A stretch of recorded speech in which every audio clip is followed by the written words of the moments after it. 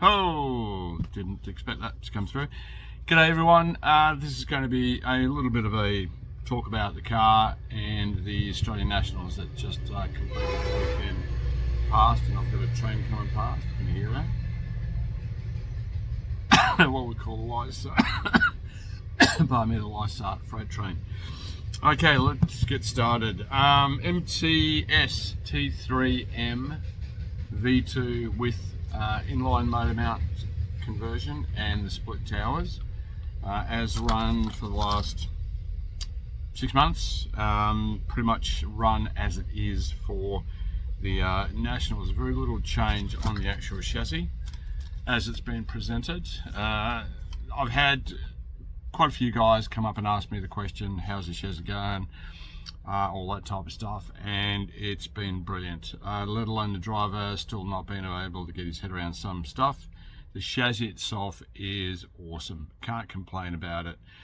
All the work and the driving and the different tracks and the tyres that I've been putting this through have proven to me, predominantly to me, is that the chassis is very adaptable by me to different surfaces and different tyres being used at different tracks. It has no impact on the way the car drives whatsoever. It's worked really good. I have pretty much only done springs. The shocks on these, which is the RAS shocks, they've actually remained the same. Oils, same pistons. The only difference has been the actual choice of springs, depending on the track that I'm going to, whether I use much harder or much softer, and it goes for the rears as well. Exactly the same, just the springs have been changed. The only little changes that I have done, only to either take away flex or give a flex, and I hate flex, hate to tell you. I'd rather run the chassis really solid, basically very little flex if at all, because it's too unpredictable on some of the tracks that we drive on. So for myself, I've run a chassis that's been quite stiff. I do apologise for the coughing. That's unfortunately not controllable at the moment. So to give you an idea, the two screw holes here at the top, if you can see there is the top screw in the front hole, but I've actually got a grub screw on the back with a bit of, how would you call it, Loctite to hold it into place in position so it doesn't swing past the hole too much. That's stiffened up the front, but not too much that it doesn't actually give me some little bit of flex. Very tiny flex. I don't want a lot of flex at all, and it seems to work a lot better that way as well. The chassis, for one reason or another, does not like having a lot of flex on it. I can't give an idea why, but it becomes unpredictable from corner to corner in what it's going to do. This idea that a chassis has to flex to work, it's got me thrown. I have been running this particular chassis with very little flex set into it. More than anything, I make sure that the shocks are actually working as they are supposed to, which are shock absorbers. Springs for rebound, oil for basically settling the amount of rebound the shocks the springs have. It's worked great. I just change the oil if I need to, but I haven't had to. The only track that I can't get my head on as yet, and I know why, and it's going to change very soon, is Bendigo. Had the wrong piston heads in these, so these will be changed to 4 to 6 hole piston heads. Still the same oil. Give it a try, see what it does. See what it does. Now, with the rear though, the rear is only just the one screw at the front, but not on the rear. The rear I'll put on if I need. God, I'm doing good with this cough. The rear I'll put in if I need to lock in the arse end of the car a lot more. I've taken out the T-brace, the brass T-brace that used to be in here. It's actually toned down the chassis a bit more. They say put it in for stability. I've taken it out. It's just made the car a little bit more lively, but without any sort of inherent arse snapping tendencies coming around corners. Just come off throttle a little bit and then come straight back on. Come into the corner, negotiate it with a bit of steering, less throttle, very little brake, let it rotate and just come out with the throttle. Works. Works fantastic. I can do this video again, cut out all the coughs, but it's going to take longer. So basically just left it as it is. Now, the questions that the people at the Nationals have asked me is, what is my setup for this? Now, it doesn't suit everyone because it is a very, very easy, lazy setup. The car is very, very tame and very forgiving if you want to throw in and out of corners. It has no crazy tendencies to want to spit itself out. It's easy on throttle, it's easy into a corner, it rotates really nice. It has good rotation now with these couple of little changes. So I've left them as they are. What I've done is basically for the RAS shocks on the low split towers, I've run it right down to the bottom hole and run 536 oil 4-hole pistons with a 2.9. On the front, I've run all the way down on the actual hole in the front as well in the low profile split shock towers with 536 4-hole piston and 2.7 on the front. I've run the the option SNRC option tower for the front to actually save the front end and give it a bit more stability. But to do it, to make it work, I'm going to put music over that. But to make it work, I've had to run, as you can see there, I've had to run a 4mm carbon spacer goes in between both to actually save the bulkhead from being pinned over in a crash. So there's a 4mm carbon, as you can see there, and then on that is a about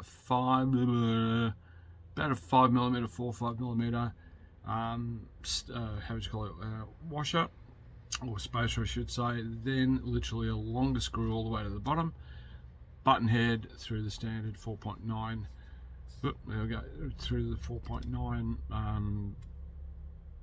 ball cut. Okay, open one, not closed one. Then back onto the top here, that's standard how it comes out of the actual kit, but I've run a 0.5mm spacer underneath the inside, very long inside stud. I don't go short on these. I don't like camber change. Some guys do, some guys don't. I don't. I find it to be problematic. That's my drive and my experience. So shockers all the way down, carbon brace between the two pick-up points on the front bulkhead, stop these actually being pushed in a crash. Lots of noise outside. Then a spacer to basically make sure that both arms are parallel to each other, crossing over. So one is not like that or like that. If it is, you'll find that as it goes up, it'll bind. It actually will not work. It will bind. It's a weird thing why that was designed like that, but it does work if you do that, so you have to raise them high. The other option to these is either Schumacher or the Year Racing arm stiffener, C-hub stiffener from Year Racing for the X-Ray T4. They will fit, they will work, because they run literally parallel arms. They don't run one arm above the other. And it goes again. So they run arms that are equal, so they'll work equal. These ones run one on top of the other because it's offset, as you can see on that point there. So that has to run higher than that, but parallel to the height of wherever that sits. So as you can see, that one there, that is running a lot higher. Okay, so you've got to remember that. Steering, if you can see through the guts of that, is a 3mm spacer on both inside and outside. Bump steer, blah blah blah. I've set it that way. It basically suits the car and my driving. You can always play with Ackerman and bump steer and all that stuff. It's up to you what you want to do. 15.5mm horn, which is that one there, basically all the way to the top, straight link, and I'll try and run that link as parallel as possible to the tie rods, and always set the actual servo. If you look at that, always set the servo one notch in, so when the drag link goes to the steering arm, goes to the Ackerman arm, it's basically going to be sitting like that and not like this. What you want to do is try and achieve a 90-degree arc on everything that's actually mechanical. It just works so much better. So mechanically set it first, then worry about your final trims on your radio later, once you've got everything mechanically set first.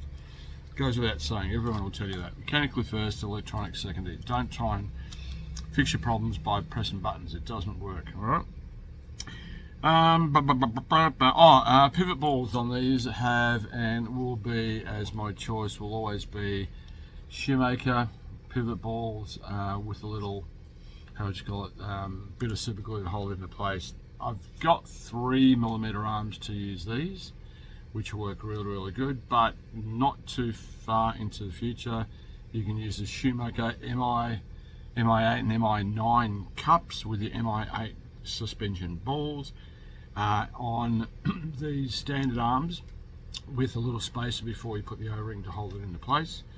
That'll make it a lot easier. I personally do not like the kit standard ball and adjustment screw, the alloy and the steel. It drives me insane. Get a bit of dirt and they bind. Got to keep it clean all the time. This is an enclosed cup. They just keep working as it is. They do sit a little bit higher, but you can compensate that with roll center spacers, which is the bar that you see there between the 2 points. I run 1mm on front and rear on the rear as well. So Shoemaker MI9 and MI8 and MI9 with an MI8 ball, not the MI9 ball. Unfortunately, it's just a weird base that it's not going to sit the car the way you want to actually make sure that it's got a lot of perch on the chassis.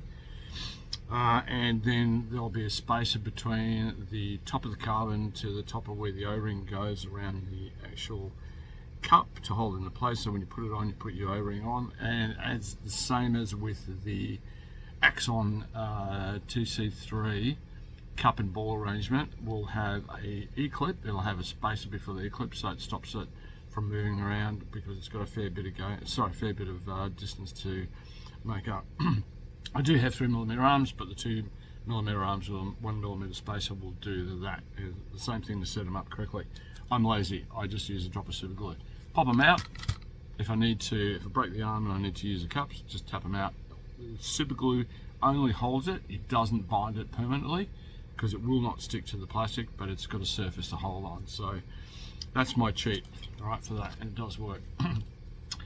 Rear plastic bumper in Australia cannot be used with extensions. Chop it. Unfortunately, they deem it as an aero device, even though it has no entry, no exit. Just use that as a bumper. Always check with your governing body. They've allowed that because it's just a bumper to basically save the sway bar.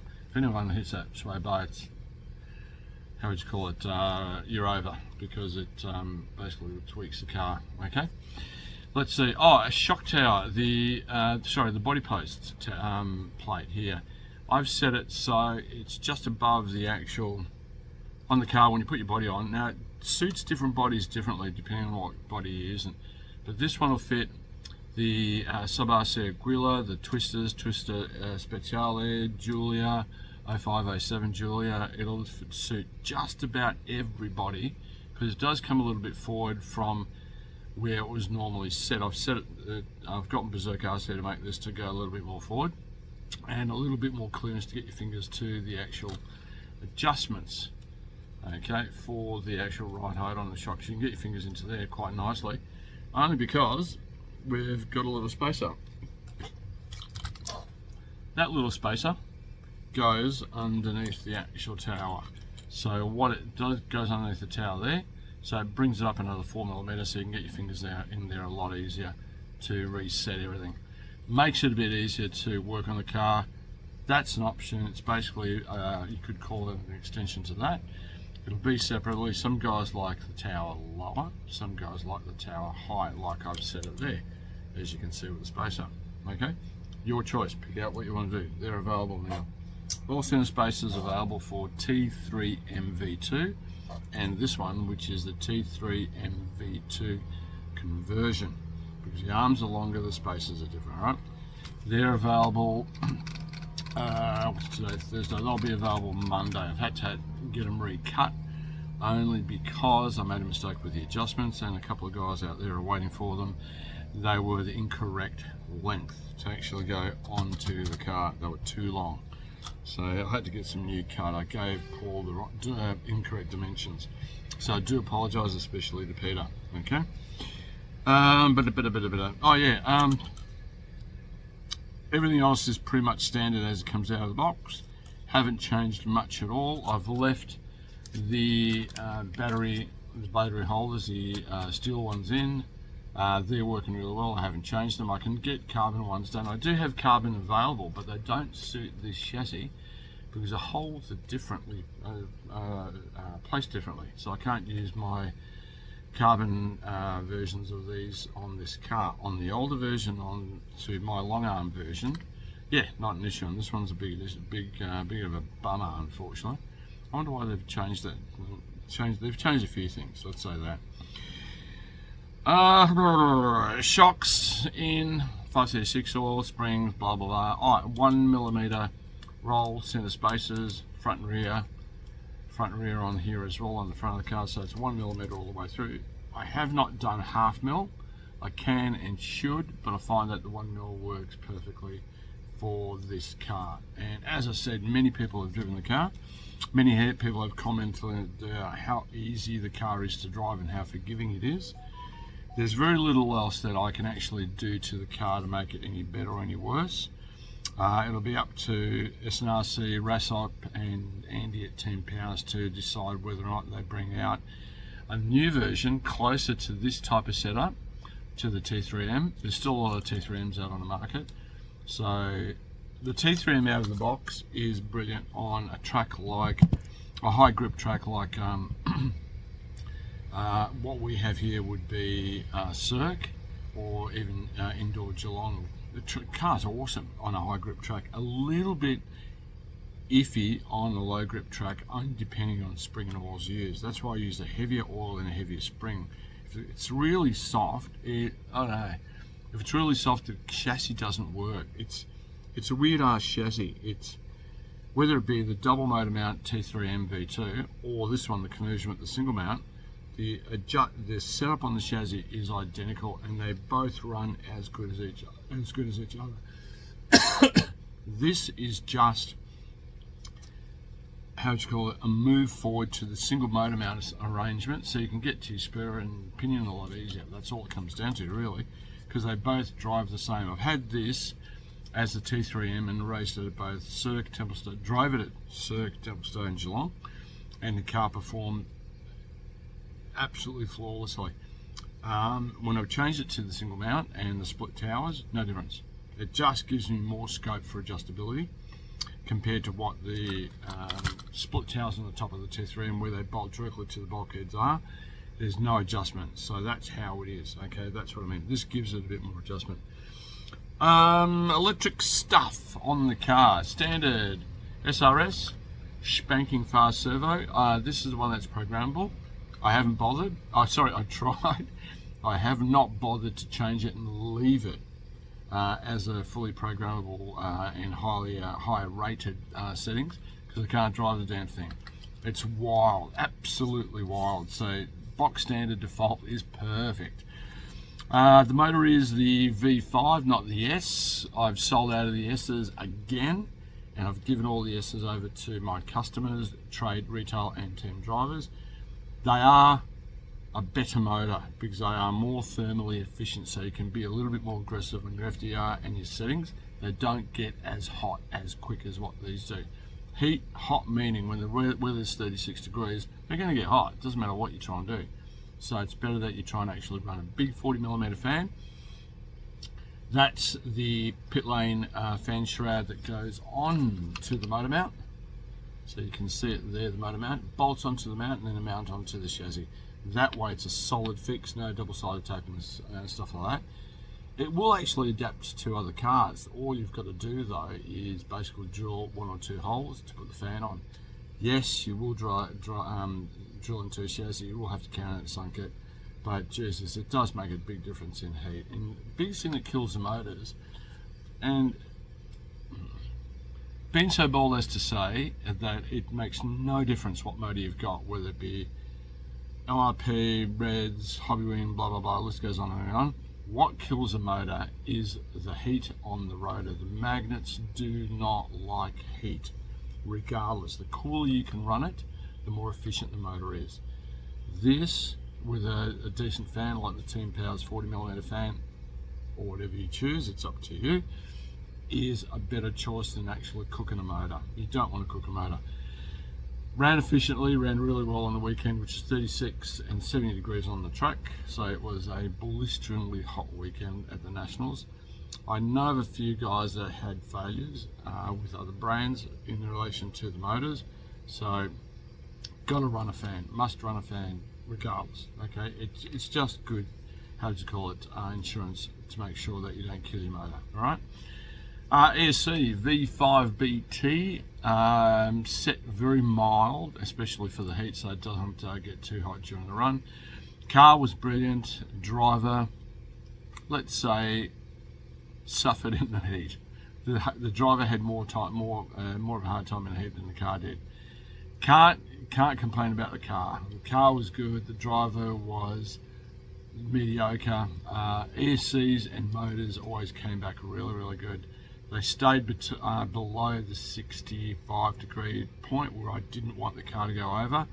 Maybe lost a couple of RPM, maybe a little bit of torque. I don't want to blow a motor, it's just not worth it. You know, if you're chasing sheep stations, but you're actually going to be blowing the crap out of your motors because they're going too hot, that's your choice, by all means.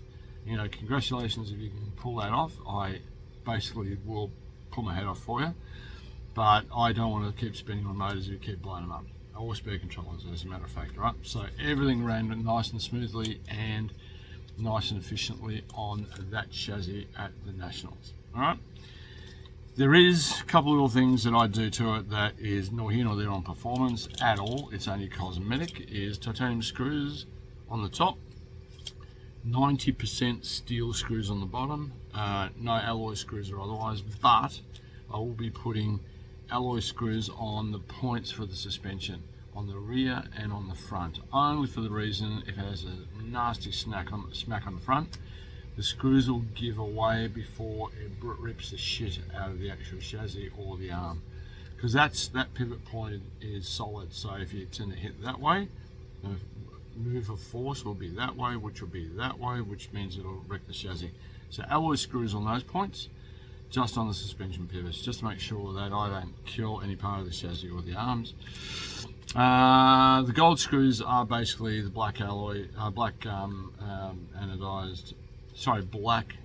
blackened screws, but just with a coating of gold on it to make it look a little bit, how would you call it, spanking, that type of stuff. Everything else is pretty much box stock standard. The bumper extension on the front, which is carbon, is the one out of the kit. That little brace for the body is out of Mr. RC Maker, Mr. Ryan Maker himself. Nice little unit. As he says, I don't like the grub screws on the actual drop screw inserts. I just put an all button screw, it just works a lot better. I prefer it that way as well. Tuning these sway bars is really quick and easy. If you want to take away a little bit of tension on the sway bar, but you don't want to change the sway bar, just take the screw from the bottom and put it to the top. It doesn't actually lock into the arm, but it takes away the tension on that little portion there, so it has a little bit less tension on the sway bar moving up and down.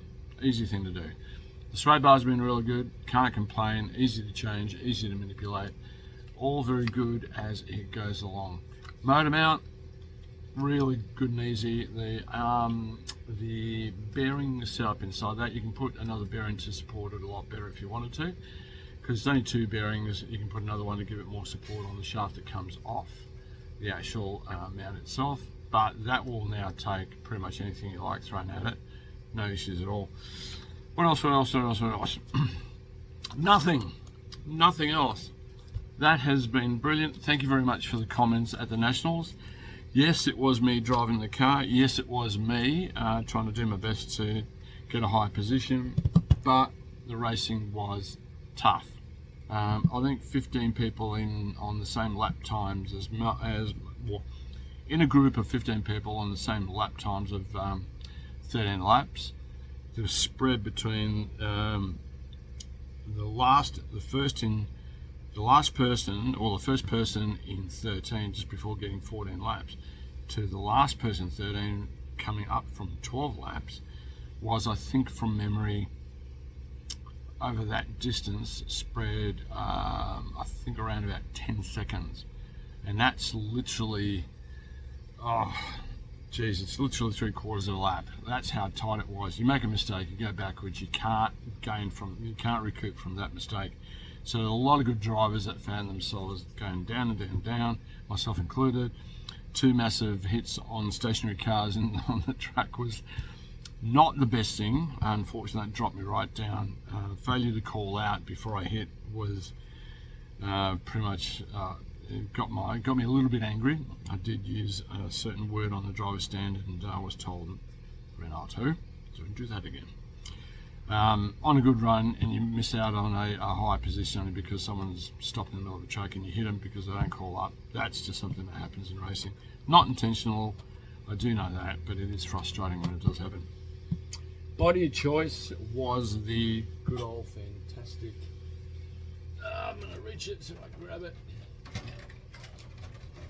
Body of choice was a good old Julia by Montec. The body looks manky because I did put no stickers on it. Sorry, I'm a bit lazy. A little bit lazy on the sticker side of it. But it was the Julia. It worked flawlessly at Templestowe, really, really good. I like this body a lot. It is a nice 50-50 split. It's not crazy, it's not body on the front to the point where if you think you've got a corner coming up and a car just does a woohoo, it doesn't. That's the best part of it. I was going to run the Willa, which is a sub RC, but I thought after trying this a couple of times in the Julia, I thought, nah, I'll take it nice and safe, and I'll run the Julia at Templestowe for the Nationals, and it paid out. The body was really, really good. Ran the 05 version. Luckily, I didn't have to need braces inside, which was good, and that sort of saved me having to put extra stuff onto the body. The mounting was very, very close to the pedestals for the wing, but it did work out in the end. That's it. Oh, ride height was 5.456, droop was 5.544. So front rear droop, front rear. So 5.4, 5.6 ride height, 5.5, and 4.4 on the rear. I think it was 5.5 on the front, but 4.4 on the rear for the droop. Half toe out, 2 degree toe in with compression 3 degrees. So under compression it went toe in 3, but static was 2. It just helped it rotate a little bit faster on the corners and didn't lose the arse out of the corners, which is really good. Shocks and oars I mentioned. Diff was 1,500 cc, so 1.5k on the diff. Belts were just standard 351s, a white one and a black one, only because I only had a white and a black one there at the stage. And that's pretty much it. Spacers on the rear link bar were 2 and 2, so 2 and 2.5, 2 and 2.5. Blah blah blah. These for the actual active rear end, I swapped them around, so I've got the tall ball in the middle and a shorter one out the front. But still, with that, it was 2 to 3 in compression, so that worked really, really good. Timing on the motor was, what did I say to that? Because it's stinking hot. 44 degrees on the motor, and FDR, work it out, was 8851 multiplied by 1.9. So that was my FDR, but that can be changed obviously for different tracks and that type of stuff. That's all I got to say. The car was good. Thank you very much for the compliments. As I said before, I do appreciate it. The drivers, the better drivers than me, who did take the car out for a run, I do thank them for their comments. It is always appreciated to get the input to see whether or not I'm going in the right direction or the wrong direction. But for now, take care of yourselves. I'll catch you down at Cirque, which is Saturday, as long as the weather stays good. We don't know what's happening here in Melbourne at the moment. It's been insane. Had as much rain in 2 days as we have had in a month. And then after that will be the last race of the meeting, or competitive race of the meeting, will be the Geelong Challenge Cup, where I'll be running the other chassis of mine, which is the older version, LAV, long arm version, which I developed with different arm positions and that type of stuff. running that in GT. That's set for GT. I don't have to touch it. That thing is awesome. And the body that I'll be using on that is the LM600, which is a Marcos LM600 GT2 vintage body.